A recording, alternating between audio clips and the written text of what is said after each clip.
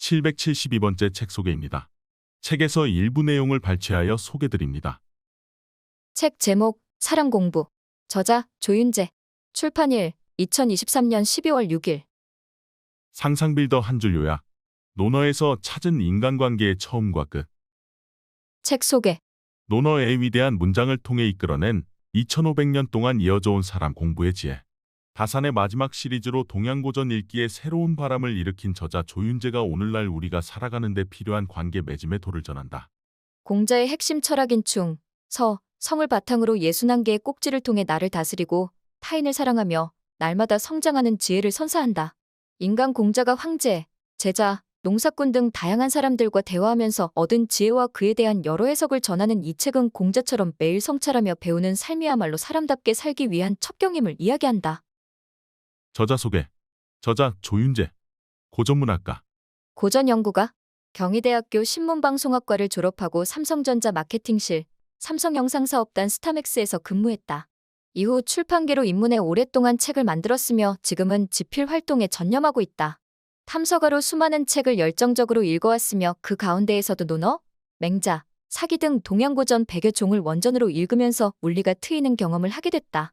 다산의 마지막 시리즈를 마친 후 삶의 가장 중요한 문제 중 하나인 인간관계를 파고들고자 오랫동안 읽고 연구해왔던 논어 공부를 다시 시작했다.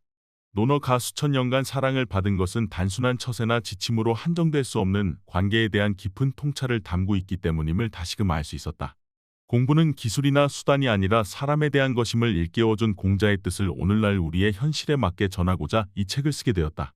지은 책으로 다산의 마지막 공부와 다산의 마지막 습관, 다산의 마지막 질문을 비롯해 말공부, 천년의 내공, 다산, 어른의 하루, 하루 한 장 고전 수업, 고전은 당신을 배신하지 않는다, 우아한 승부사, 2000년의 공부, 논어 천재가 된 홍 팀장 등이 있다. 책에서 얻은 내용. 어떻게 사람답게 살 것인가? 논어를 읽은 후에도 읽기 전과 같은 사람이라면 그는 논어를 읽지 않은 것이다. 논어의 절반으로 나라를 세우고 나머지 절반으로 나라를 다스린다. 첫 번째 글은 성리학의 학문적 근거를 세웠던 이정형제 정오, 정이 가했던 말로 논어를 통해 얻을 수 있는 삶의 변화를 말한다. 이전에는 하루하루를 그저 흘려보내는 무의미한 삶이었다면 변화된 후에는 목적의식이 있고 의미가 충만한 삶일 것이다. 두 번째 글은 송나라의 개국공신이자 명재상인 조보가 했던 말이다. 특별한 지식이나 학식이 없었던 그는 오직 논어만으로 나라를 세우고 운영하는 힘을 얻었다. 논어가 단순한 지침이나 이론이 아닌 삶의 모든 방면에서 통찰을 주고 길을 제시하는 실천적인 공부라는 것이다. 삶의 변화와 실천적 지식, 이 둘은 힘겨운 삶을 살아가는 모두에게 절실한 것이다. 책 한 권이 이토록 엄청난 이점을 준다면 그 책을 읽지 않는 사람은 없을 것이다. 하지만 안타깝게도 책을 읽는 사람 모두가 그러한 이점을 누리지는 못했다. 책을 통해 자신의 삶을 바꾸고 놀라운 일을 이룬 소수의 사람이 그 말을 증명하고 있지만 대부분의 사람은 그 효과를 실감하지 못하고 지나쳐버렸다. 그 차이는 무엇일까? 논어에는 그 해답이 실려 있다. 공자가 직접 전하는 해답은 바로 사람이다. 논어를 통해 사람을 알고 나아갈 바른 길을 알고 그것을 자신의 삶에 적용한 사람은 자기 인생을 완성해 갈 수 있다. 충, 흔들리지 않는 중심을 세우다. 공자가 말했다. 삼아, 내 돈은 하나로 꿰뚫고 있다. 증자가 예 하고 대답했다. 공자가 나가자 후배 문인들이 물었다. 무엇을 말하는 것입니까? 증자가 대답했다. 스승의 돈은 춤과 서일 따름이다. 공자가 말했던 하나로 꿰뚫고 있다 는 원문으로 이리관지다. 하나의 원칙으로 모든 이론과 지식 깊은 수양에 통달한다는 의미다. 한 줄의 실로 많은 진주를 꿰어 목걸이로 만든 것과 같다. 영롱한 진주가 뿔뿔이 흩어져 있으면 하나로 모으기 힘들다. 하지만 하나의 실에 꿰면 어렵지 않게 모을 수 있고 가지고 다닐 수 있다. 아름다운 목걸이로 만들어 나를 빛낼 수도 있다. 이리관지를 삶에 적용하면 지정의에 지성과 감성과 이성을 하나로 집중하는 것이다. 삶의 목표는 물론 삶을 살아가는 원칙 그리고 삶의 태도 등 모든 것이 하나로 집약된다. 그것을 증자는 충과 서라고 말했지만 실상은 하나다. 충이란 나를 바로 세우는 것이고 서란 다른 사람을 바르게 대하는 것이다. 나를 바로 세우지 않고는 다른 사람을 바르게 대할 수 없다. 다른 사람을 바르게 대하는 사람은 나의 중심이 바로 선 사람이다. 동전의 양면처럼 서로 어긋날 수 없기에 둘은 하나다. 굳이 둘의 우열을 가리자면 서가 더 중요하다고 공자는 말한다. 그러나 그 실행의 순서를 정하면 충이 먼저다. 충은 바로 나 자신이 주체가 되는 것이기 때문이다. 나에게서 비롯된 충이 발현되어 다른 사람과의 관계를 서로 완성한다. 충이란 중심을 뜻하는 중과 마음을 뜻하는 심이 합쳐진 글자다. 공자는 30이 되어 나를 바로 세웠다 31입 라고 말했다. 어떤 상황에서도 흔들리지 않고 세상의 나가 뜻을 이루는 것은 중심이 흔들리지 않는 사람만이 가능하다. 충이란 세상의 나가 뜻을 이루어가기 위한 준비다. 서 더불어 사는 세상은 나로부터 시작된다. 사야, 너는 내가 많은 공부를 해서 그것들을 아는 사람으로 생각하느냐? 공자가 자공에게 묻자 자공이 대답했다. 그렇습니다. 공자가 대답했다. 아니다. 나는 그것들을 하나로 꿰뚫어 아는 것이다. 공자는 자공에게 자신의 폭넓은 지식과 높은 수양 그리고 그것을 세상에서 실천하는 능력은 하나로 꿰뚫는 도, 즉 이리관지에서 비롯되었다고 가르쳤다. 그것이 무엇인지는 여기서 말해주지 않는다. 위령공에서 자공이 그것을 물어 해답을 찾는다. 평생토록 실천할 한마디 말이 있습니까? 자공이 묻자 공자가 대답했다. 그것은 서다. 자기가 원하지 않는 것을 남에게 베풀지 않는 것이다. 공자에게 평생을 실천할 한마디 말은 서이고 그 실천 방법은 자기가 원하지 않는 것을 남에게 베풀지 않는 것이다. 서를 한자로 풀어보면 같을 여와 마음심으로 구성된다. 내 마음을 다른 사람의 마음과 같이 하는 것이다. 그것을 사람과의 관계로 한정하면 자기가 원하지 않는 것을 남에게 베풀지 않는 것이고 좀 더 폭넓게 해석하면 사랑이다. 다른 사람의 아픔과 기쁨에 공감하는 사람은 남을 해치지 않는다. 그리고 자신이 가진 것을 기쁘게 나눈다. 힘든 사람을 도와주고 고통받는 사람을 지나치지 않는다. 좋은 세상을 만드는 한마디 말이라고 할 수 있다. 성서에서는 무엇이든지 남에게 대접을 받고자 하는 대로 남을 대접하라. 이것이 율법이요 선지자니라 라고 말한다. 로마의 부흥기를 마련한 3세기경 황제 세베루스 알렉산데르의 액자에는 남에게 대접받고 싶지 않은 방식대로 남을 대접하지 말라 라고 쓰여 있다. 서양에서도 이 정신을 황금률로 지켜나가고 있는 것이다. 동서양을 통틀어 인간관계의 바탕이자 좋은 세상을 만드는 기본은 사랑이다. 공자는 이러한 정신이 있었기에 이르네 이르러 마음 가는 대로 행동해도 도리에 어긋나는 일이 없는 종심소욕 불류고 경지에 이를 수 있었다. 우리는 누구나 내 마음대로 자유롭게 살아도 도리에 어긋나지 않는 삶을 살고 싶다. 는 소망이 있다. 그 소망을 이루는 길은 한 글자 서의 정신이다. 성, 세상에서 뜻을 이루는 하나의 비결. 성은 뜻을 이루는 데 필요한 덕목이다. 충과 서를 통해 학문과 수양의 완성을 도모하기 위해서는 성을 다해야 하고 세상에 유익하도록 실천하는 데에도 성의 덕목을 기반으로 해야 한다. 중용에는 이렇게 실려 있다. 성은 스스로 이루는 것이요 도는 스스로 행하는 것이다. 성은 사물의 시작과 끝이니 성하지 못하면 사물이 없게 된다. 그러므로 군자는 성을 귀하게 여긴다. 성이란 스스로를 완성하는 것만을 의미하지 않는다.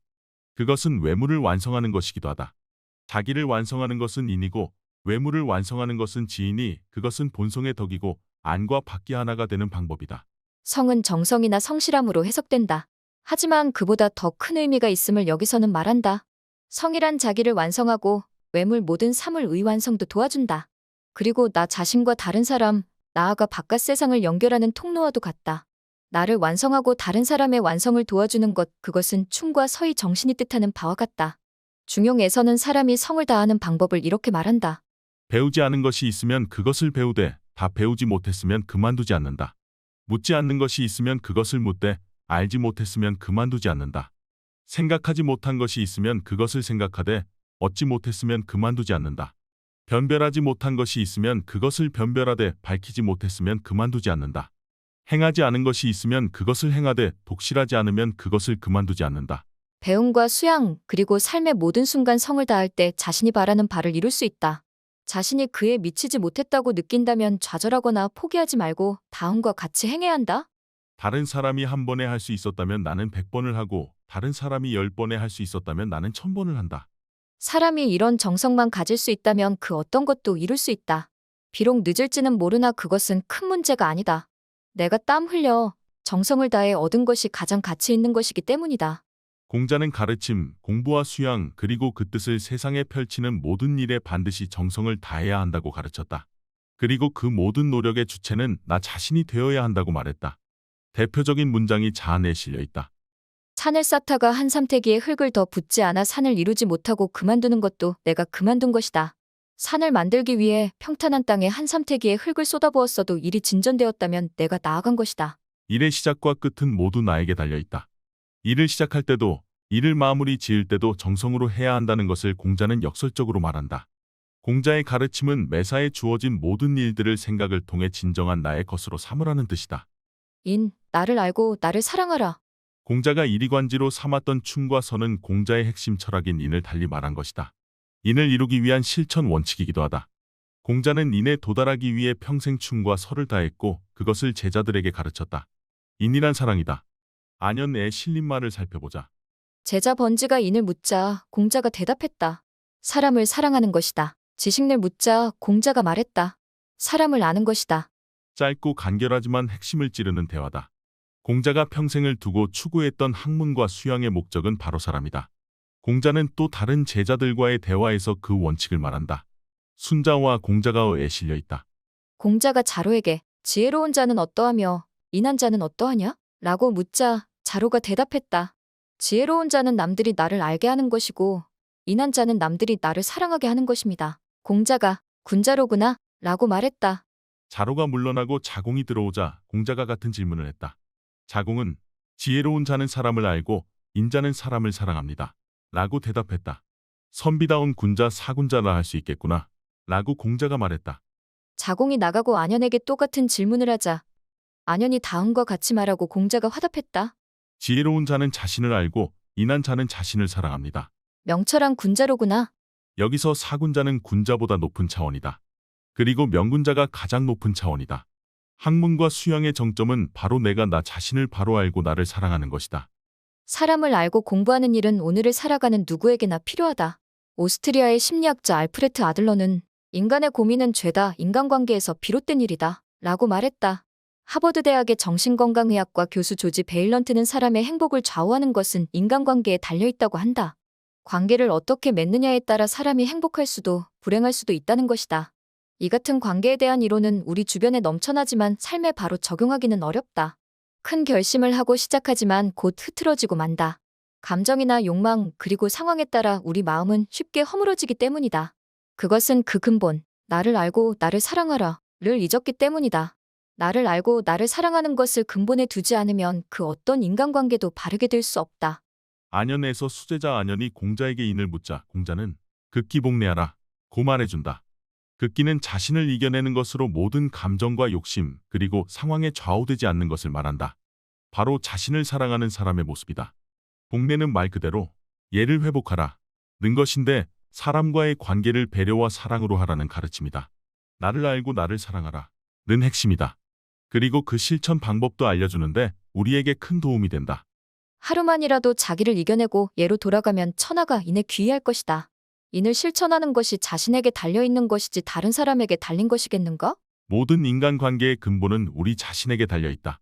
먼저 자신을 바로잡고 다른 사람을 대할 때 아름다운 관계가 이루어질 수 있다. 그리고 그 실천의 시간은 바로 오늘이다. 오늘 노력하고 좋은 관계를 만들 수 있다는 결단과 실천이 내일도 모레도 그 삶을 이어나갈 수 있게 하는 힘이 된다. 그리고 나의 실천은 자신에게서 그치지 않고 다른 사람에게로 확장되며 큰 결과를 만든다. 천하가 사랑으로 충만한 좋은 세상이 될 수 있다. 오늘날은 지독한 경쟁과 허물어진 가치관, 오도된 물질주의와 지극한 이기주의의 시대다. 우리는 운명적으로 이런 시대를 헤쳐나가야 한다. 하지만 아무런 준비 없이 맞선다면 거대한 물줄기에 어느 순간 휩쓸려 갈지도 모른다. 공자는 장인이 자기 일을 잘하려면 연장을 날카롭게 갈아놓아야 한다. 고 말했다. 중용에도 모든 일은 준비하면 성공하고 준비하지 않으면 실패한다. 라고 실려 있다. 사람을 아는 것이 그 준비다. 사람을 사랑하는 것은 그 해답이다.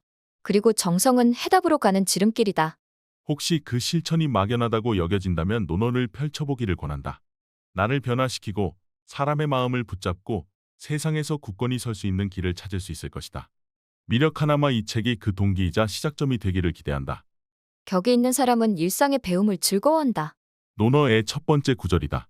너무나 유명해서 한두 번씩은 들어봤을 것이다. 심지어 그 원문까지도 익숙해서 설사 고전과 친하지 않더라도 외워서 말하는 사람도 많다. 맨 앞에 실린 그림만큼 책의 주제를 잘 말해준다. 학문과 그 실천 방법, 같은 뜻을 가진 법과의 교류, 그리고 상황과 사람에 의해 좌우되지 않는 자족하는 삶의 자세다. 학이 시습지에서 학은 가르침을 받는 것이고 습은 학업을 익히는 것이다. 시습이란 수시로 익히는 것이며 열이란 마음이 즐겁고 통쾌한 것이다.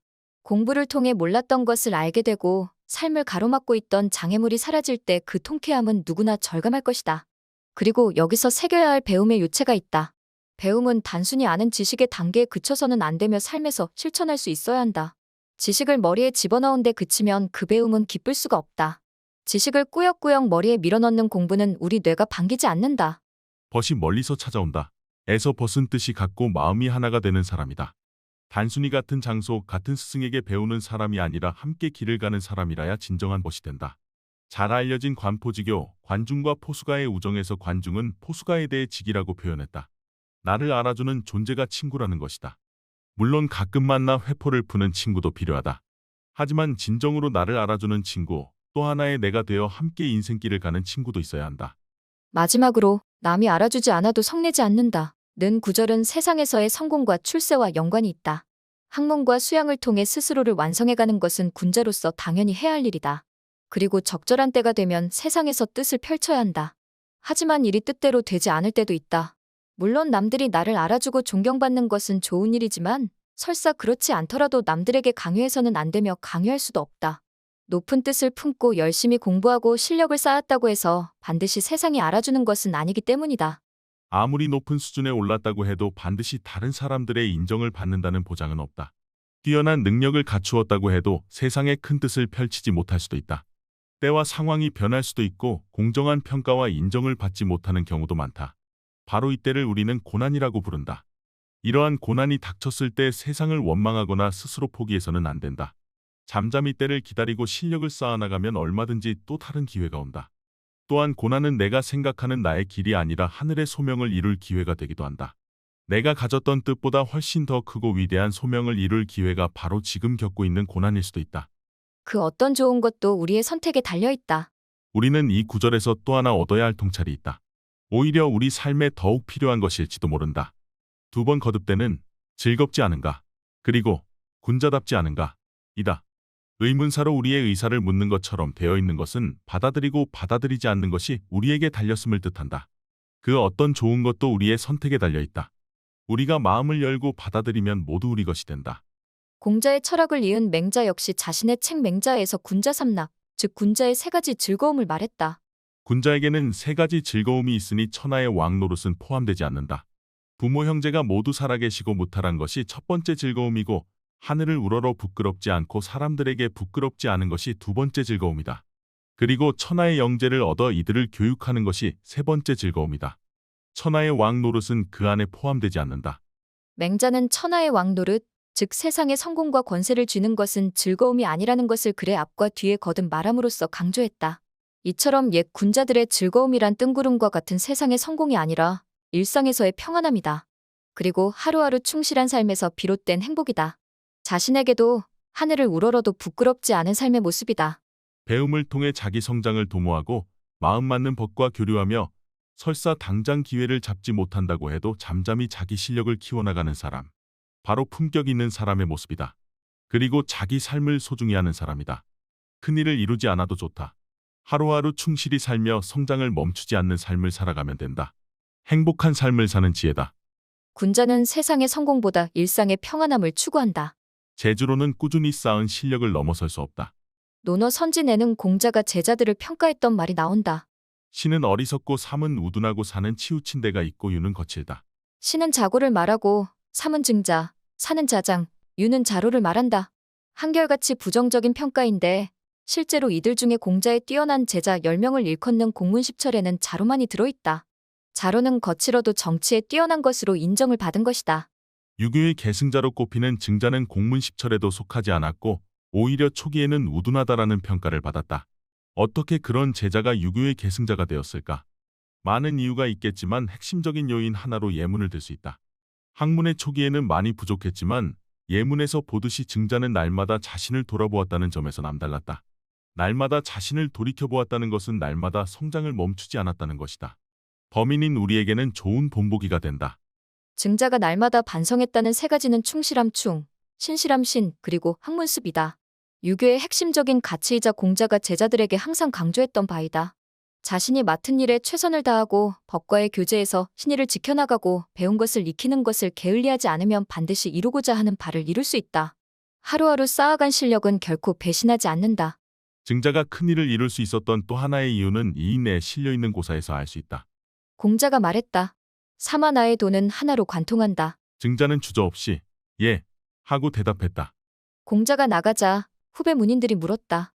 무슨 말씀입니까? 증자가 말했다. 선생님의 돈은 충과 서일 뿐입니다. 충과 서는 공자의 핵심 철학인 인을 풀어서 말한 것이다. 충은 마음의 중심 중 을 바로 세우는 것으로 자신을 충실하게 올바르게 한다는 것이다.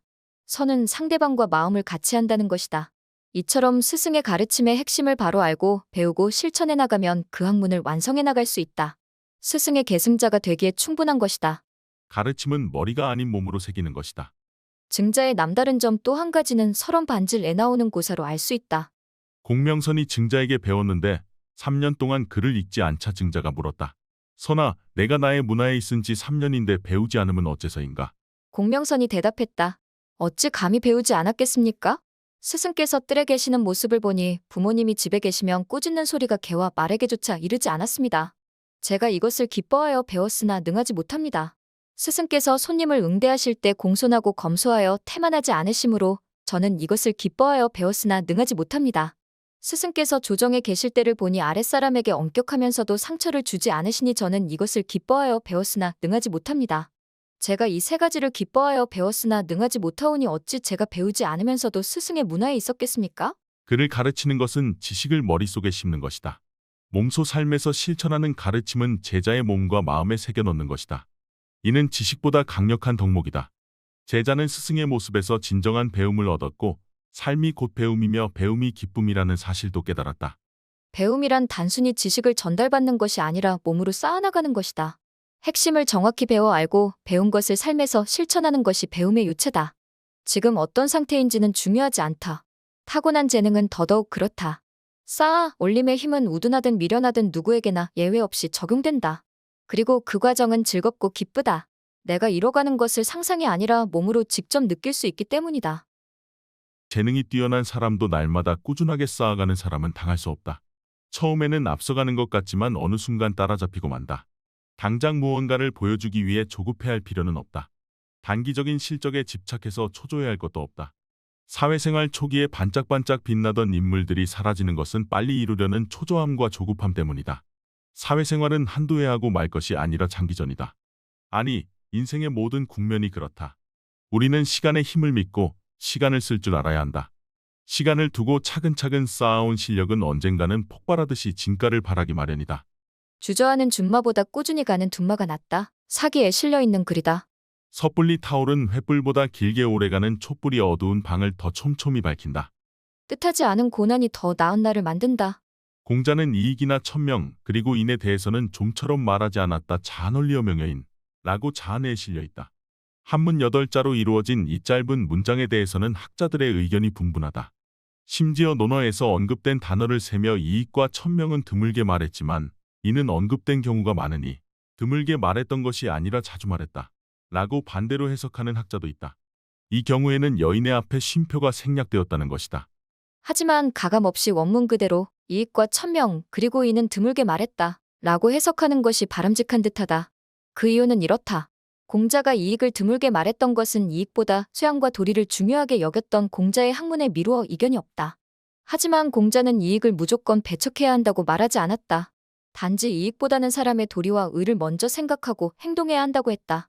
사람들이 이익을 추구하는 것은 본성에 가깝다. 쉽게 이끌리고 가능하면 취하려고 하는 것이 이익이다. 그래서 공자는 이익에 대해 완전히 배척하기보다는 견리사에, 즉 이익을 취하기 전에 먼저 그것이 의에 어긋나지는 않은지 생각하라. 고 한마디로 집약해서 말했다. 이익에 마음이 가는 것을 무조건 탓하기보다 그에 앞서 의로운지 생각하는 단계를 거치라는 것이다. 그 다음 이는 공자의 핵심 철학이자 올바른 사람과 좋은 세상을 만들기 위해 가장 중요한 덕목이다. 따라서 논어에서 가장 많이 언급되는 단어라는 데 이견이 있을 수 없다. 하지만 유심히 보면 대부분 제자들의 질문에 공자가 대답해 주었던 것으로 공자가 먼저 인에 대해 말했던 적은 드물다. 이는 인이 이론적으로 혹은 체계적으로 정의해서 말할 수 있는 것이 아니라 생활에서 실천해야 할 덕목이기 때문이다. 공자가 자신의 학문의 방법이라고 말했던 하기상달, 아래에서 배워서 높은 이치에 도달한다. 가 가르치는 바가 바로 인이다. 따라서 공자는 제자들의 물음에 일률적으로 답하지 않고 제자들의 성향에 따라 다르게 말해준다. 제자들의 학문의 정도, 고쳐야 할 단점, 추구해야 할 방향에 따라 인의 개념과 실천 방법이 달라진다. 이것이 공자가 인을 드물게 말했다는 단서가 될 수 있을 것이다. 천명은 모두에게 주어진다. 천명은 공자 역시 50이 되어서야 깨달았던 이치다. 15의 학문, 30의 주관, 40의 부록을 거치며 학문과 수양의 경지를 굳건히 한 다음 비로소 천명을 알게 되었다. 또한 50은 공자가 가장 큰 고난을 겪었던 나이다. 뜻을 이룰 나라를 찾기 위해 천하를 방랑하며 수많은 고초의 경험을 쌓고 난 다음에 이르는 경지라고 할 수 있다. 공자 스스로도 어렵게 도달했던 경지인 만큼 제자들에게도 쉽게 말할 수는 없었을 것이다.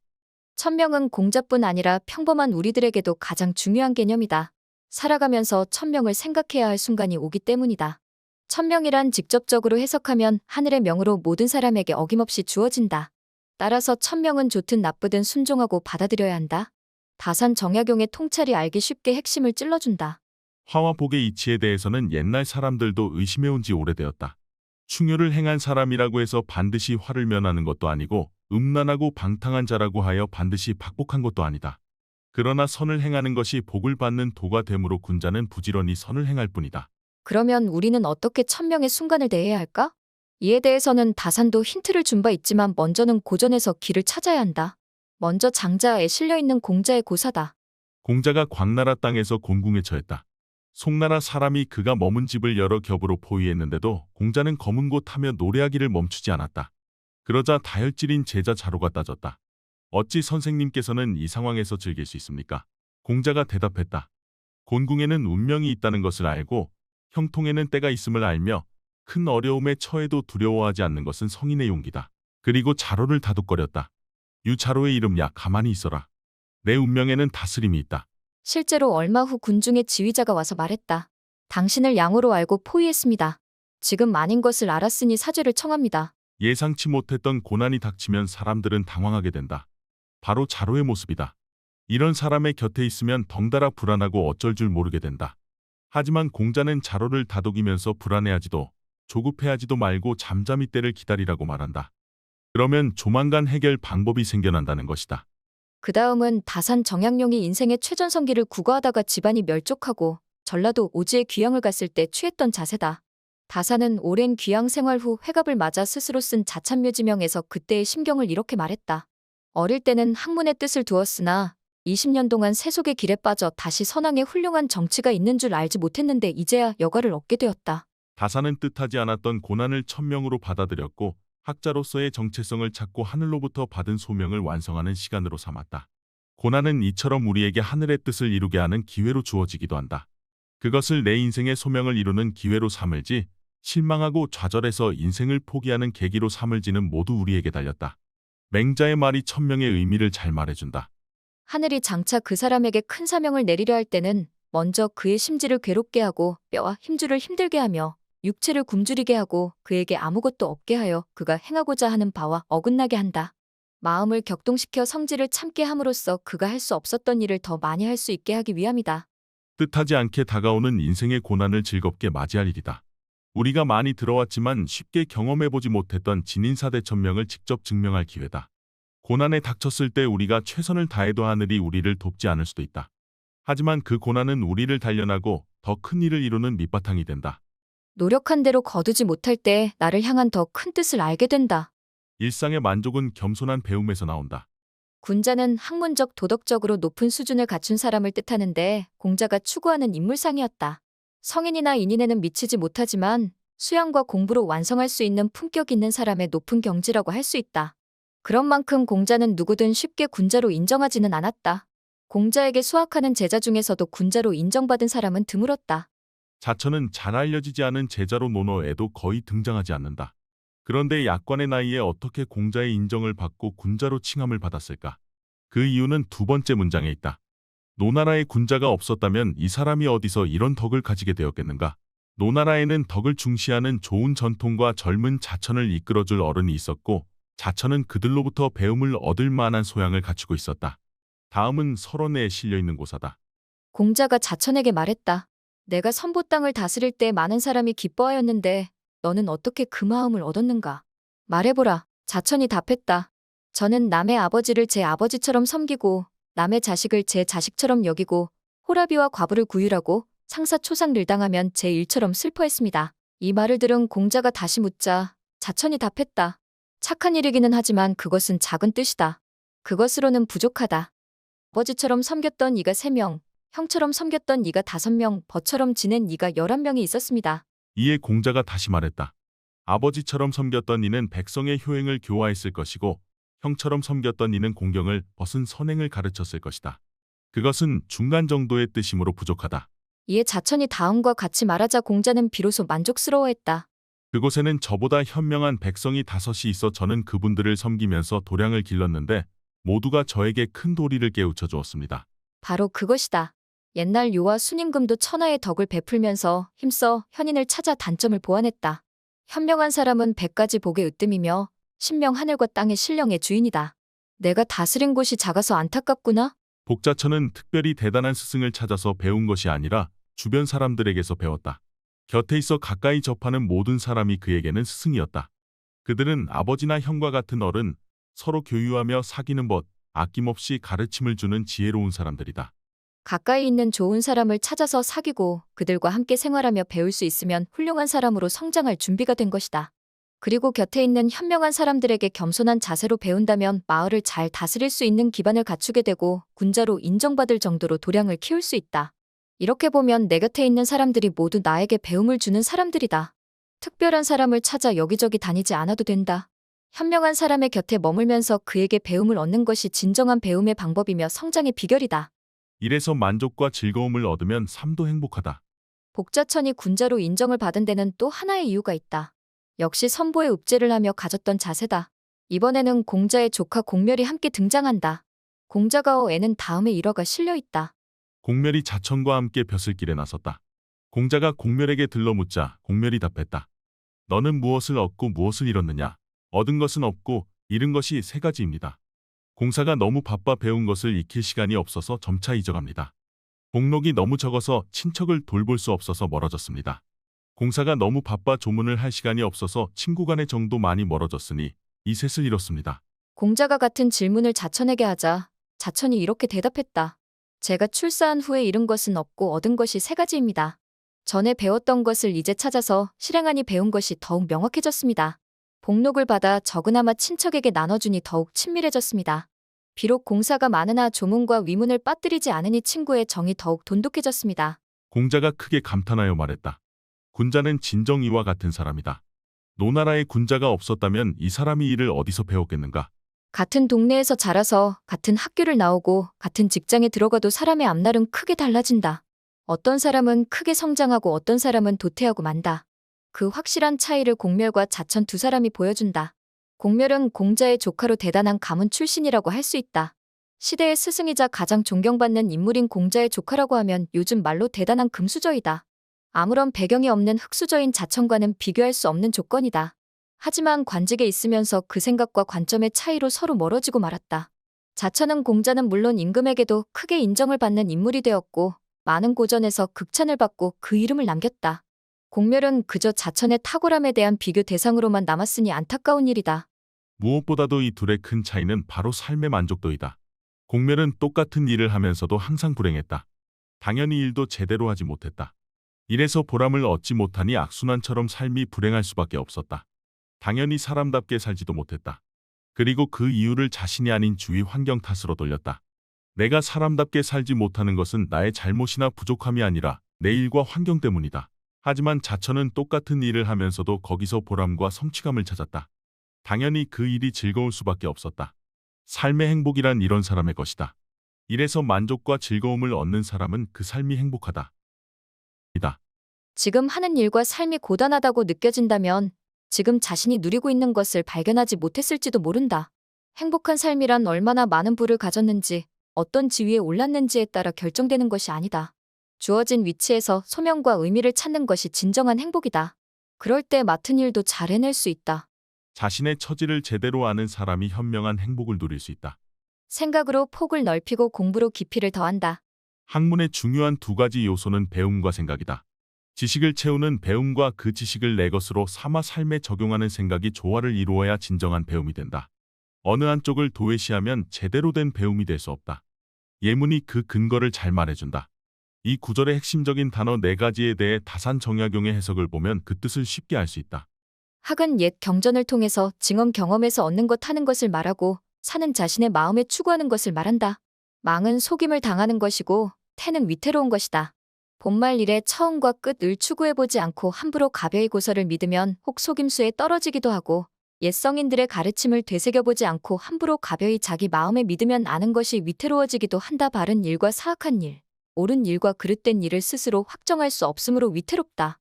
학과 사 두 가지는 어느 한쪽에 치우치거나 한쪽을 그만두어서는 안 된다.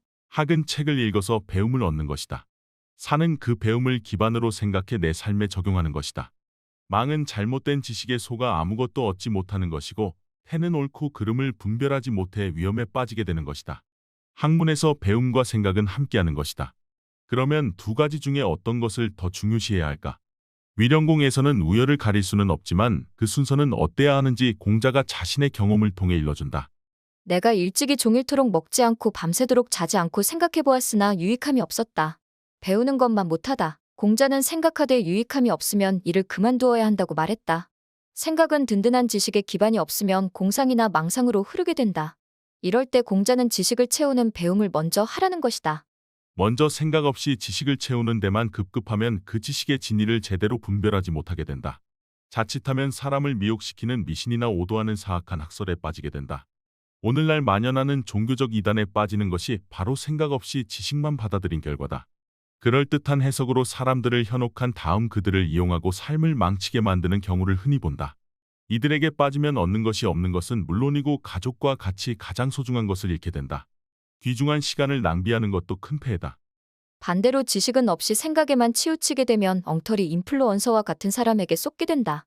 이들은 세상의 온갖 풍문을 수집하고 그럴듯하게 포장해서 자기 입속을 차린다. 이들이 퍼뜨리는 풍문에 무분별하게 속아 넘어간다면 사회적 신망을 잃고 심한 경우 패가망신하는 위험에 빠지게 된다. 일반적인 상식을 벗어나는 이야기나 특별한 경제적 이익을 보장하는 내용을 들으면 반드시 사실을 확인해야 한다. 당신에게만 특별히 정보를 준다. 는 경우도 마찬가지다. 이들의 말을 믿고 확실한 지식에 기반 없이 잘못된 생각에 빠지거나 사실 확인을 하지 않고 들은 내용을 그대로 퍼뜨린다면 큰 위험에 빠지게 될 수도 있다. 논어 양화에서 공자는 길에서 들은 것을 그대로 전하는 것은 덕을 버리는 것이다. 라고 말했다. 모든 행동 이전에는 생각의 단계가 필요하다. 배움과 생각의 균형이 단순히 학문의 영역에 그치는 것은 아니다. 삶의 영역에서도 배움과 생각의 조화가 필요하다. 배움은 삶에서 실천이 될 때 비로소 마치는 것이기 때문이다. 논어의 맨 첫 문장, 학이 시습지 불영여로 에서 학은 배움이고 습은 실천이다.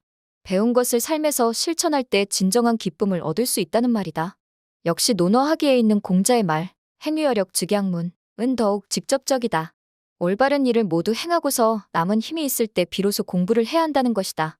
이처럼 공부가 삶에서 실천이 될 때 필요한 것이 바로 생각이다. 계시에 실려있는 군자유구사가 그것을 말해준다. 군자에게는 항상 생각하는 것이 9가지가 있다. 볼 때에는 밝게 볼 것을 생각하고 들을 때에는 똑똑하게 들을 것을 생각하고 얼굴빛은 온화하게 할 것을 생각하고 몸가짐은 공손하게 할 것을 생각하고 말할 때는 진실하게 할 것을 생각하고 일할 때는 공경스럽게 할 것을 생각하며 의심이 날 때는 묻는 것을 생각하고 성이 날 때는 뒤에 겪을 어려움을 생각하고 이득이 될 것을 보았을 때는 그것이 의로운가를 생각한다. 사람의 거의 모든 행동을 포괄한다. 이 모든 행동을 하기 전에 생각이라는 과정을 거쳐야 군자로서의 품격을 지킬 수 있다는 것이다. 품격은 태생적으로 갖추어지는 것이 아니다. 높은 지위와 힘써 이론부가 말해주는 바도 아니다. 높은 학문과 고차원적인 사상으로 얻을 수도 없다. 진정한 품격은 순간순간의 행동, 하루하루의 삶에 충실함으로써 얻을 수 있다. 나를 바로 세워 올바른 삶을 살고 나 자신의 이익만을 추구하는 것이 아니라 다른 사람을 진심으로 배려하는 것이 진정한 품격이다. 배움은 삶의 폭을 확장시켜주고 생각은 우리의 깊이를 더해준다. 배움과 생각이 어우러질 때 우리 삶은 더욱 풍요로워진다. 생각 없는 공부는 위험하고 공부 없는 생각은 무익하다. 가까운 인재를 알아보면 멀리서도 인재가 찾아온다. 중공이 개씨의 가재 유력한 집안의 관리가 되어 공자에게 정치에 대해 묻자 공자가 한 대답이다. 중공은 이 말을 듣고 어떻게 현명한 인재를 등용합니까? 라고 물었고 공자는 이렇게 대답한다. 내가 아는 사람을 등용하거라. 내가 알지 못하는 사람을 다른 사람이 내버려 두겠는가? 중공은 수제자 안영과 함께 공자로부터 칭찬을 많이 받은 제자다. 심지어 공자는 옹 중공의 이름 은 임금에 자질이 있다. 는 말로 정치에 뛰어난 제자를 칭찬하기도 했다. 중궁은 다른 유학자들로부터도 인정을 받았는데 순자는 자신의 책에서 성인 중에 권세를 잡지 못했던 인물은 공자와 중궁만이 유일하다 라고 말하기도 했다. 공자와 중궁을 거의 동격에 둔 극찬이다. 일을 시킬 때는 솔선수범하고 부하들에게는 관대하라. 예문은 좋은 관리가 되기 위한 세 가지 방법으로 오늘날도 유용하다. 먼저 공자는 선유사, 즉 부하 직원에게 일을 시킬 때 솔선수범하라 고 가르친다. 높은 자리에 있다고 해서 가혹하게 일만 시키고 자신은 권위만 내세운다면 아무도 따르지 않는다. 공자의 말이 핵심을 찌른다. 군자는 섬기기는 쉽지만 기쁘게 하기는 어렵다. 소인은 섬기기는 어렵지만 기쁘게 하기는 쉽다. 군자는 부하들의 능력에 맞춰 일을 시키고 모든 일을 공평무사하게 처리함으로 밑에서 일하기는 쉽다. 반면에 소인은 부하에게 일을 시킬 때 그의 능력을 보지 않는다. 무조건 성과 내기를 강요하기에 부하가 상사의 명령에 따르기 위해서는 편법과 불법을 동원할 수밖에 없다. 상사는 그 과정의 정당성은 고려치 않고 일의 성과만을 기뻐한다. 설사 능력이 없어도 달콤한 가머니설이나 비위를 맞추는 행동의 상사가 쉽게 넘어가기 때문에 기쁘게 하기는 간단한 일이다. 그 다음 사소가는 부하의 작은 잘못은 관대하게 용서하라 는 뜻이다. 사람은 누구나 크고 작은 잘못을 저지른다. 그 잘못을 거듭하기도 한다. 심지어 공자까지도 잘못을 고치지 못하는 것이 잘못이다 라고 말했을 정도다. 잘못을 저질렀을 때 가장 중요한 것은 그 잘못을 고치는 것이다. 그리고 더 좋은 방법을 찾아 개선해 나가는 것이다. 만약 부하의 작은 잘못까지 마음에 두고 있지 않는다면 그 사람은 만회할 기회를 찾지 못하고 그 앞날까지 막히게 된다. 물이 너무 맑으면 고기가 없고 사람이 너무 엄격하면 따르는 사람이 없다. 명심보감에 실려있는 말이다. 자신이 깨끗하다고 해서 부하에게 지나치게 엄격하게 대한다면 원망이 생기게 되고 결국 아무도 따르지 않게 된다. 장자에는 이와 관련한 고사가 있다. 우리가 잘 아는 관중과 포수가의 이야기다. 관중은 애초에 제환공의 반대편에 섰던 인물이다. 활로 쏘아 환공을 죽이려고까지 했지만 다행히 허리띠에 맞아 환공은 목숨을 구했다. 훗날 관중은 환공에게 사로잡히지만 포수가의 간청으로 목숨을 구했고 포수가의 적극적인 추천으로 재상으로 발탁되어 제나라의 전성기를 구가한 인물이었다. 여기까지는 잘 알려진 내용인데 그 다음 내용이 압권이다. 훗날 관중이 죽을 때가 되자 환공은 그 후임으로 포수가를 쓰면 어떻겠느냐고 물었다. 그 능력이나 그들의 친밀한 관계로 보아서 당연히 찬성할 줄 알았지만 뜻밖에도 관중은 반대했다. 의외의 대답에 환공이 그 이유를 묻자 관중은 이렇게 대답했다. 포수가는 모든 능력에 뛰어나지만 한 가지 단점이 있습니다. 누군가 잘못을 하면 평생 그것을 기억하니 이 어찌 두려운 일이 아니겠습니까? 아무리 능력이 좋아도 다른 사람의 잘못을 용납하지 못한다면 재상이 되는 데는 심각한 결격 사유가 된다는 것이다. 그것은 임금에게도 적용되니 환공은 더욱 두려웠을 것이다. 결국 환공은 포수가를 등용하는 것을 포기한다. 능력을 검증한 다음에 등용하라. 마지막 말 거현재, 현명한 인재를 등용하라. 는 나중에 논란이 되기도 했던 구절이다. 중궁이 그 방법을 물었을 때 공자가 대답한 말, 내가 아는 사람을 등용하거라. 내가 알지 못하는 사람을 다른 사람이 내버려 두겠는가 때문이다. 요즘도 흔히 문제가 되는 혈연, 학연, 지연 등 연고가 있는 사람만 기용하는 편협한 인재 등용에 폐단이 생길 수도 있는 말이 아니냐는 지적이다. 하지만 공자가 이 말을 했던 뜻은 그와는 상반된다. 공자의 이 말은 반드시 그 능력을 검증한 다음에 등용하라는 취지였다. 그 당시는 요즘과 달리 교통과 통신이 발전하지 않아서 멀리 있는 현명한 사람을 찾는 것은 쉬운 일이 아니었다. 또한 한두 번 보고 사람을 정확하게 파악하기도 어려웠다. 따라서 먼저 가까운 곳에 있는 사람 중에서 뛰어난 사람을 찾고 여러 가지 시험을 거쳐 잘 살펴본 다음 확신이 섰을 때 등용하라는 것이다. 여기에 성공한다면 다른 사람이 자신이 아는 현명한 사람을 추천할 것이고 멀리 있는 인재도 찾아올 것이기 때문이다. 초나라 석공이 좋은 정치를 묻자 공자가 대답했던 근자열 원자래. 가까운 데 있는 사람이 기뻐하면 멀리 있는 사람이 찾아온다. 가 바로 이것을 말한다. 공자가 중궁에게 주었던 세 가지 방법은 비단 그 당시에만 해당하는 것이 아닌 오늘날의 모든 지도자가 새겨야 할 말이다. 정치뿐 아니라 사람들을 이끄는 사람이라면 반드시 새겨야 한다. 운이나 재력, 비열한 겉모술수로 지도자가 된 엉터리가 아니라 진정한 리더를 판가름하는 기준이 될 것이다. 공자는 그 당시 정치인에 대해 제자 자공이 묻자 한두 줌밖에 안 되는 사람들을 말해 무엇하겠는가? 라고 말했다. 오늘날 정치인을 두고 공자가 뭐라고 말할지 궁금하다. 사람을 알아보는 눈이 있다면 애써 모으지 않아도 인재는 스스로 찾아온다. 사람을 아끼는 마음은 반드시 열매를 맺는다. 안여는 공자의 수제자로 논어에는 그에 관한 글이 많이 실려 있다. 학문의 뛰어남, 수양의 높은 경지, 안빈낙도의 삶의 자세 등 유학자로서 흠잡을 데 없는 모습이다. 하지만 알려진 대로 그는 단명했다. 30대 초반의 나이에 굶주림을 못 이겨 아사한 것이다. 공자는 자신의 학문을 이을 수제자를 잃은 아픔을 여러 번 언급하며 안타까워했다. 예문의 바로 앞에 실린 글은 공자가 안연을 잃고 난 후 느끼는 심경을 말한 것이다. 일러주면 게을리하지 않는 사람이 바로 아내 안연의 이름다. 애석하구나. 나는 그가 진보하는 것만 보았지 그가 멈추어 있는 것을 본 적이 없다. 안연은 공자의 가르침을 언제나 기쁘게 받았고 그 가르침을 배우고 실천하기 위해 노력했다. 이처럼 성장을 멈추지 않는 사람은 높은 경지에 도달할 수 있다. 실제로 안연은 공자로부터 나보다 더 뛰어나다 라는 평가를 받기도 했다. 하지만 스승의 위대함을 알았기에 언제나 자신의 부족함을 인식했고 겸손한 자세를 취했기에 오히려 공자의 더 큰 사랑을 받았다. 다음은 자아내에 실린 안연의 글이다. 우러러볼수록 더욱 높고 파고 들어갈수록 더욱 견고하며 바라보면 앞에 계신 듯하다가 어느새 뒤에 와 계신다. 스승님께서는 사람들을 잘 이끌어 주시어 학문으로 우리를 넓혀주시고 예로써 우리를 단속해 주신다. 그만두고 싶어도 그만둘 수 없고 비록 나의 재주를 다하여도 스승님의 가르침은 우뚝 서 있어 아무리 따르려 해도 따라갈 수 없구나. 스승을 향한 존경과 스스로 낮추는 겸손이 절절하다. 비록 스승으로부터 크게 인정을 받았지만 도저히 따를 수 없는 스승의 경지를 진심으로 드러내고 있다. 화려한 꽃에 그친다면 허망한 결과가 된다. 예문은 이러한 제자를 잃은 아픔을 자연의 비유의 시적으로 표현한 것이다. 묘란 식물이 자라는 가장 최초의 단계다. 어떤 식물이든지 씨를 뿌리면 싹을 틔우는 것이 당연한 이치지만 모두 싹을 틔우는 것은 아니다. 거친 땅 속에서 얼 수도 있고 땅의 무게에 굴복해 마를 수도 있다. 애써 땅을 뚫고 나왔지만 더 이상 자라지 못해 그 상태로 굳을 수도 있다. 사람으로 본다면 삶의 의지를 잃은 것이다. 더 나은 삶을 위한 공부도 경험이나 노력도 없이 하루하루 소일하는 인생이다. 공자는 이런 인생을 두고 이렇게 말했다. 배부르게 먹고 온종일 마음 쓰는 데가 없으면 곤란하다. 장기나 바둑 같은 것이라도 있지 않은가. 그런 것이라도 하는 것이 아무것도 하지 않는 것보다는 낫다. 꽃을 피운 것은 그 다음 단계로 공자는 수라고 표현했다. 갖은 풍파와 시련을 이겨내고 마침내 빼어난 상태까지 이룬 단계다. 이 상태에 이르면 식물은 보기 좋은 모습을 갖춘다.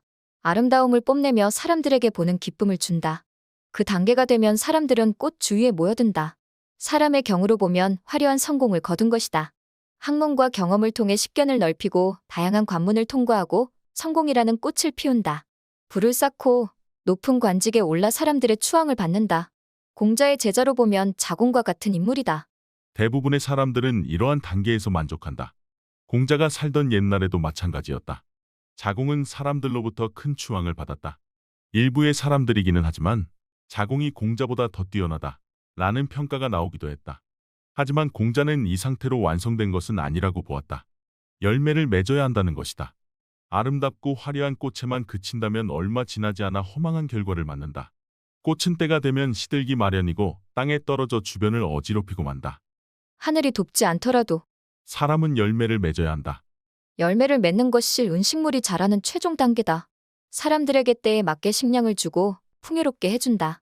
이러한 단계까지 이룰 수 있어야 식물은 그 존재의 의미와 목적을 다하는 것이다. 하지만 안타깝게도 이러한 최종 단계에 이르지 못하는 식물도 있다. 병충해나 비바람으로 인해 꽃이 떨어지면 결국 열매를 맺지 못하게 된다. 사람도 역시 마찬가지다. 아니 식물보다 훨씬 더 어렵다. 뛰어난 실력과 자질을 갖추어도 세상의 뜻을 펼치지 못하는 사람도 있다. 안연이 그랬다. 화려한 꽃을 피우는 단계에까지 도달했으나 그 뜻을 펼치지 못하고 단명하고 말았다. 공자가 한탄하며 안타까워한 이유가 바로 그것이다. 수많은 제자 중에서 가장 뛰어난 제자, 존경과 존중으로 스승과 대등하게 대화를 할 수 있었던 제자는 학문과 수양의 거의 정점에 이르렀으나 세상에서 뜻을 펼칠 기회를 얻지 못했다. 하늘이 준 수명이 미치지 못했기 때문이다. 공자는 이를 한탄하면서 예문의 말을 했다. 이 속에 담긴 공자의 마음은 이랬을 것이다.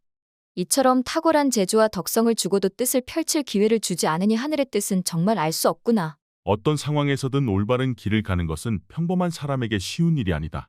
높은 지위에 올랐다면 화려한 인생의 꽃을 피운 사람이라면 더욱 그렇다. 주위의 추앙과 그로 인해 스스로 높아지려는 교만이 삶의 소중한 결실을 맺지 못하게 한다. 삶의 열매란 그 열매로 사람들을 이롭게 하는 것이다. 공자는 그런 사람을 두고 성인과 같은 사람이라고 했다. 크고 대단한 일을 해서가 아니다. 내가 가진 작은 힘을 나눠주고 사는 사람, 그는 성인의 길을 가고 있는 것이다. 나만 잘 살고 내 가족만 잘 살려고 자기 권력을 이용하는 사람은 그 결말이 허망하다. 쓰러진 꽃처럼 되고 만다. 세상에서 뜻을 이루지 못할지라도 사람 공부는 계속 이어지며 흔들리는 세상을 바로잡는다. 작은 이익을 탐하면 큰일을 이룰 수 없다. 공자는 자아에게 너는 군자다운 선비가 되어야지 소인 같은 선비가 되어서는 안 된다. 라고 꾸짖었던 적이 있다.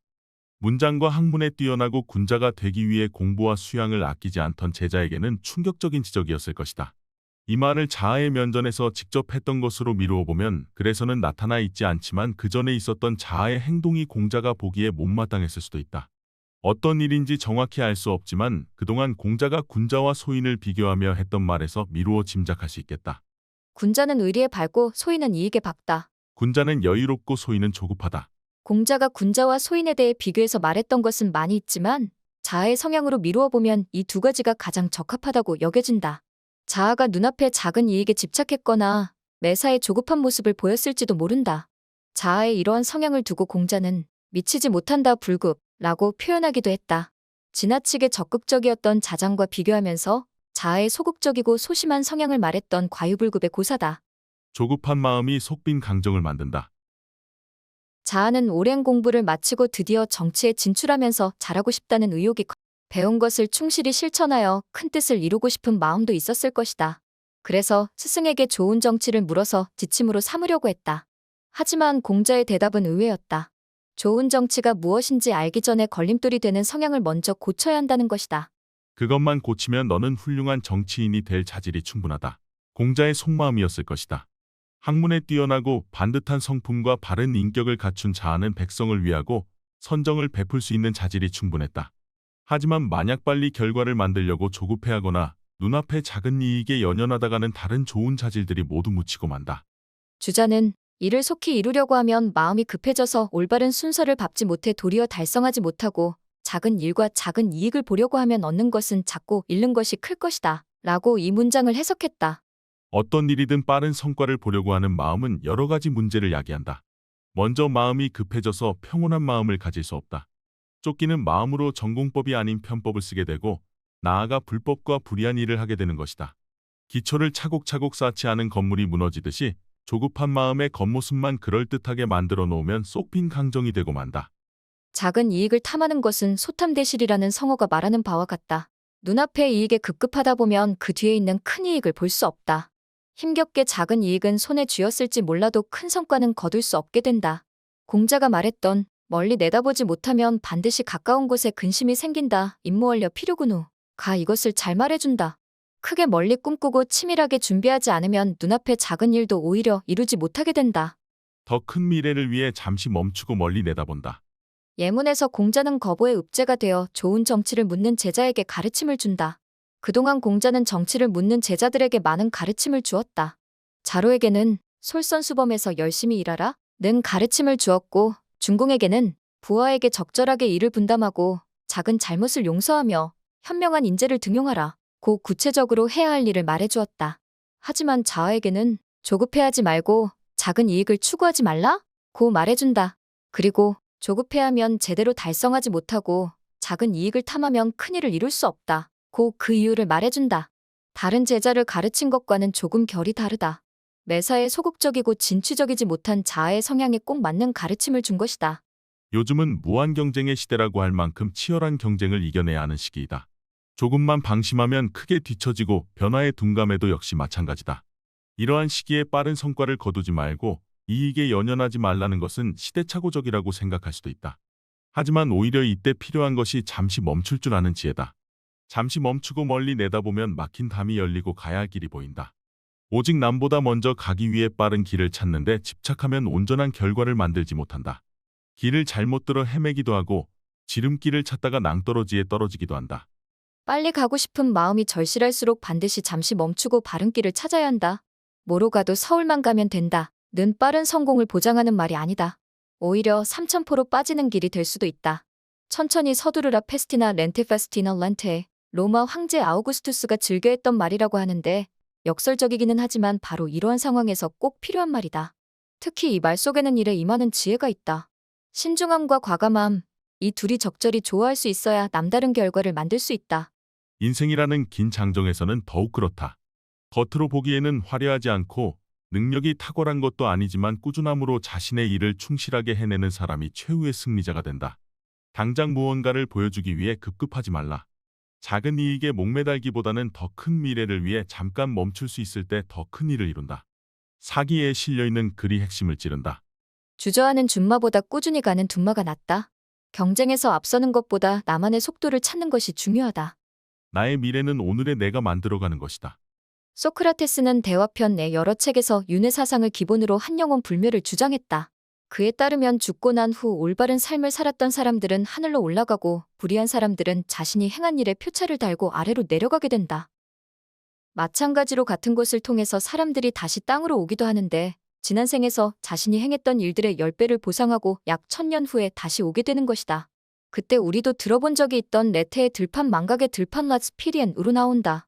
그리고 망각의 강에서 일정량의 물을 마심으로써 자신의 모든 일을 잊고 다시 태어난다. 이러한 영혼 불멸의 사상을 통해 소크라테스는 철학자로서 지혜를 사랑하는 사람들은 죽음을 두려워해서는 안 된다. 는 주장을 편다. 죽음은 참된 삶을 획득하는 데 방해가 되는 몸으로부터 영혼이 해방되는 것이므로 참된 존재에 대한 삶을 추구하는 철학자들은 죽음을 열망한다. 는 것이다. 그리고 소크라테스 역시 즐거운 마음으로 독배를 들므로써 자신이 이론으로만 주장하는 사람이 아니라 삶을 삶으로 실천하는 진정한 철학자라는 것을 증명했다. 우리는 혼이 불멸하며 어떤 악도 어떤 선도 감당할 수 있다는 것을 믿고 끊임없이 향상의 길을 나아가며 가능한 방법을 다해 지혜와 정의를 추구해야 한다. 이러한 소크라테스의 주장은 결국 저 세상에서의 행복만을 위해서가 아니라 우리가 살아가는 이 세상에서 지혜와 정의를 추구하는 삶을 살아야 한다는 권유다. 지난 생에서 배운 모든 것이 이번 세상에서 살아가는 힘과 지혜가 되는 것이니까? 죽음 이유를 알고 싶다면 현실을 공부한다. 죽음은 이처럼 서양 철학자들에게는 가장 중요한 고찰의 대상이었다.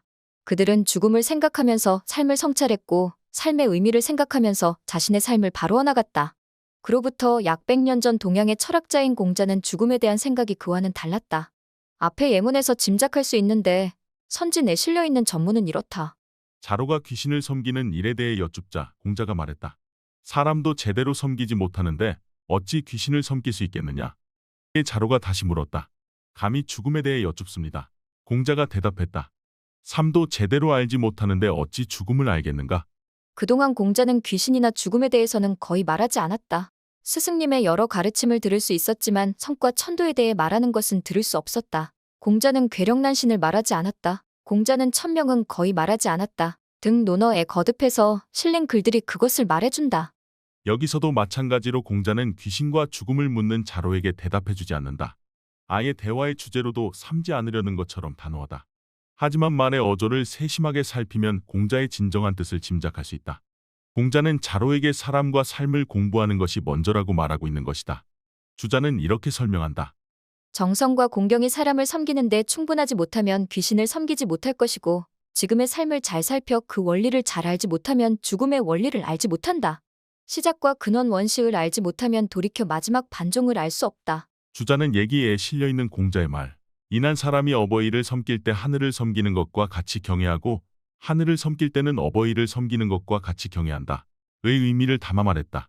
공자는 자로에게 귀신과 죽음에 대한 언급을 금했던 것이 아니라 오히려 깊은 가르침을 준 것이다. 현실과 죽음은 완전히 단절되어 있는 것은 아니다. 따라서 죽음 이후를 알고 싶다면 먼저 현실을 공부하고 공경과 배려를 실천해야 한다. 오늘에 얼마나 정성을 다하는가가 내일의 나를 결정한다. 마르쿠스 아우렐리우스는 명상록에서 이렇게 말했다. 당신이 3000년이나 3만 년까지 산다 해도 사람이 잃을 수 있는 유일한 생명은 바로 지금 살고 있는 생명이라는 것을 기억하라. 어떤 사람이든 빼앗길 수 있는 유일한 것은 현재이기 때문이다. 이것이 그가 갖고 있는 전부이다. 아무도 자신의 것이 아닌 것은 잃어버릴 수 없다. 과거는 지나가 버렸기에 자신의 것이 아니다. 다가올 미래는 역시 아직 가지지 못했기에 자신의 것이라고 할 수 없다. 닥치지 않은 미래를 자신이 맞을 수 있을지는 누구도 장담할 수 없고 외상처럼 당겨서 쓸 수도 없다. 스티브 잡스가 스탠퍼드 대학의 졸업 축하 연설에서 했던 죽음은 삶이 만든 최고의 발명이라는 말 역시 오늘날의 천재가 지녔던 인생의 통찰이었을 것이다. 그는 이러한 통찰로 인류의 삶을 바꾼 놀라운 일을 해낼 수 있었다. 사람은 누구나 미래를 알고 싶어 한다. 사람마다 다양한 이유가 있겠으나 가장 큰 이유는 바로 두려움 때문이다. 사람은 누구나 알지 못하는 것에 대해 본능적으로 두려움을 느낀다. 하지만 안타깝게도 미래를 알아도 정해진 운명은 바꿀 수 없다. 사람의 노력으로 하늘의 뜻을 바꿀 수 없기 때문이다. 그래서 옛 현인들은 진인사대천명을 말했다. 사람으로서 할 수 있는 일에 모든 노력을 다하고 하늘의 뜻을 구하라. 는 이야기다. 그럴 때 비록 운명은 바꿀 수 없을지 몰라도 당당히 하늘의 뜻을 구할 자격이 생긴다는 말이다. 미래를 알기 위해 점집을 전전하는 것은 어리석은 일이다. 조상에게 은혜와 복을 구하는 것도 마찬가지다. 나의 미래는 귀신이나 조상이 아닌 내가 만드는 것이다. 내가 얼마나 오늘의 정성을 다하는가가 바로 내일의 나를 결정한다. 미래는 정해진 것이 아니다. 만들어가는 것이다. 사람의 노력으로 하늘의 뜻을 구할 자격이 생긴다. 무엇보다 자신을 속이지 않도록 조심하라. 공자는 향원에 대해 덕을 해치는 사람이다. 라고 잘라 말했다. 덕을 해치는 사람이라고 단정한 것은 덕이 부족한 사람, 혹은 덕이 없는 사람보다 훨씬 더 폄하한 것이다. 단순히 덕이 부족한 것이 아니라 다른 사람이 덕을 쌓는데 나쁜 영향을 미치고 덕의 근간을 흔드는 것이기 때문이다. 공자는 짧고 간단하게 말했지만 맹자는 그 이유를 자신의 책 맹자 진심화에서 상세하게 밝혀준다. 제자 만장과의 대화에서다. 제자 만장이 왜 공자가 진나라에 있을 때 노나라의 뜻이 큰 선비를 그리워했는지를 묻자 맹자는 이렇게 공자의 생각을 말해준다. 공자께서는 중도를 실천할 수 있는 사람과 함께할 수 없다면 반드시 뜻이 큰 사람 광자이나 주저하는 사람 견자과 함께할 것이다. 뜻이 큰 사람은 진취적이고 주저하는 사람은 하지 말아야 할 것을 반드시 지킨다라고 하셨다. 공자께서 중도를 행하는 사람을 어찌 얻고자 하지 않았겠느냐? 반드시 얻는다고 할 수 없기에 그 다음 차원의 사람을 생각한 것이다. 중용의 사람은 지나치지도 모자라지도 않는다. 공자가 가장 바람직하게 생각했던 사람은 중용의 사람이다. 지나치지도 모자라지도 않고 일상에서 지켜야 할 도리를 지키면서 그를 기반으로 높은 이치에까지 도달한 사람이다. 공자도 역시 중용의 도리를 지켜나가기 위해 노력했는데 수리에 실린 공자의 모습이 잘 말해주고 있다. 공자는 온화하면서도 엄숙하고 위험이 있으면서도 사납지 않고 공손하면서도 평안했다. 온화함과 위험 그리고 공손함은 사람이 취해야 할 좋은 덕목이다. 이러한 덕목을 갖추면 사람들로부터 존경을 받을 수 있다. 하지만 지나쳐서는 안 된다. 온화한 사람은 지나치면 줏대가 없어 보일 수 있기에 엄숙한 겉모습을 통해 보완해야 한다. 마찬가지로 지나친 위험으로 사람들에게 위압감을 주어서는 곤란하다. 위험을 보이면서도 그 태도는 부드러워야 한다. 공손함도 마찬가지다. 공손함은 상대에 대한 예의와 존중의 모습이지만 지나치면 비굴하거나 경직되게 보인다. 이러한 공자의 모습을 제자 자아가 잘 표현했다. 군자에게는 세 가지 변화가 있다. 멀리서 바라보면 위험이 있고 가까이에서 보면 온화하며 그의 말은 엄정하다. 공자가 강조하던 군자의 모습이다. 오늘날 필요한 진정한 어른의 모습이라고 할 수 있지만 안타깝게도 찾아보기 힘들다. 평범한 우리가 그런 모습을 보이기에는 더더욱 어렵다고 여겨진다. 하지만 공자 역시 그랬다. 단지 날마다 자신의 부족함을 돌아보며 스스로 가다듬어 나갔기에 높은 경지에 이를 수 있었다. 우리 역시 날마다 자신을 성찰하고 가다듬어 나간다면 날마다 조금씩 나아지는 자신을 만날 수 있을 것이다. 겉과 속이 완전히 다른 사이비를 분별해야 한다. 공자는 이어서 자신이 가장 싫어하는 사람의 유형에 대해서 말해준다. 예문에 있는 향원이라는 인물인데 한고을에서 오래 살아온 토착 유지를 말한다. 이들은 마을에서 오래 살아왔고 마을의 중요한 일에 영향력이 있고 동네의 어른으로서 사람들의 존경을 받는 인물이다.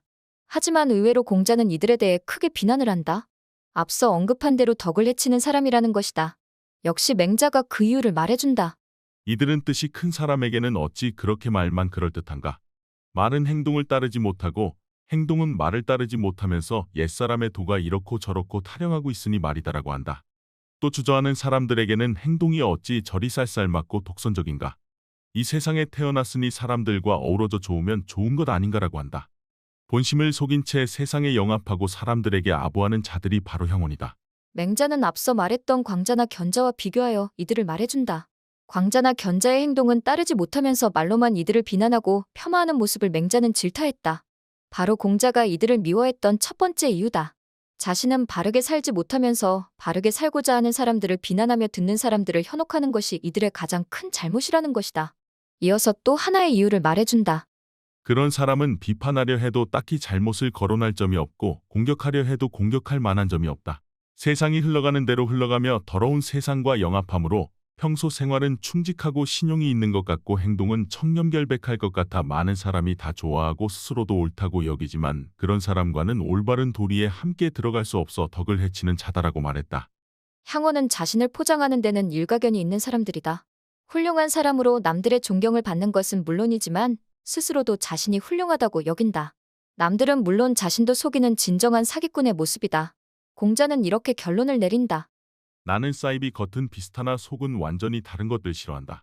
가라지를 싫어하는 것은 그것이 싹과 혼돈될까 함이고 바르지 않은 재능을 싫어하는 것은 그것이 의를 어지럽힐까 함이고 말재주가 뛰어난 것을 싫어하는 것은 신의를 어지럽히기 때문이고 적나라 음악을 싫어하는 것은 악을 어지럽힐까 함이고 자주색을 싫어하는 것은 붉은색과 혼동될까 함이고 향원을 싫어하는 것은 덕을 어지럽힐까 함이다. 우리가 잘 아는 사이비가 등장하는 결론이다. 공자는 가짜이면서 진짜인 척하는 사이비를 가장 싫어했다. 밭에서 싹을 몰아내는 가라지처럼 올바른 사람을 몰아내기 때문이다. 바르지 않은 재주와 교원영색의 말재주로 사람들을 현혹시키고 자신을 거짓으로 포장한다.